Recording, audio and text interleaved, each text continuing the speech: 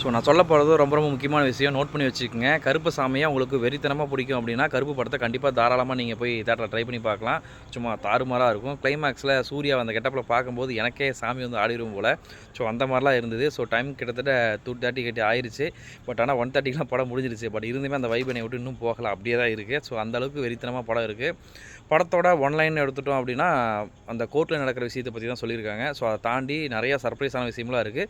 தேட்டரில் போய் பார்க்கும்போது பயங்கரமாக என்ஜாய் பண்ணலாம். ஸோ சூர்யா, த்ரிஷா, ஆர்ஜே பாலாஜின்னு சொல்லிட்டு எல்லாருமே வெறித்தனமாக நடிச்சிருக்காங்க. ஸோ சாய் அபியங்கர் கூட சூப்பராக மியூசிக் போட்டிருக்காரு. பட் எனக்கு பர்சனலாக ஒரு இடத்துல மட்டும் பிஜிஎம் மட்டும் கொஞ்சம் மிஸ் ஆன மாதிரி ஃபீல் இருந்தது. என்ன அப்படின்னா பொதுவாக கருப்பு அப்படின்னாலே அந்த உரிமை மேலமும் ஒடுக்கு சத்தம் தான், அது மட்டும் கொஞ்சம் இல்லாத மாதிரி ஃபீல் ஆச்சு. மற்றபடி எல்லாமே ஓகே தான். படம் ஓவராலாக A to Z எல்லாமே சூப்பராக தான் இருந்தது. கண்டிப்பாக நீங்கள் தேட்டரில் ட்ரை பண்ணி பார்த்துட்டு படம் எப்படி இருந்துச்சு அப்படின்றத மறக்காமல் கமெண்ட்டில் சொல்லிடுங்க. நம்ம பேஜை ஃபாலோ பண்ணாமல் தான் ஃபாலோ பண்ணிட்டு கருப்பு சாமி பிடிச்சவங்க ஃப்ரெண்ட்ஸ் யாராவது இருந்தாங்கன்னா அப்படின்னா அவங்களுக்கு இந்த வீடியோ ஷேர் பண்ணிடுங்க.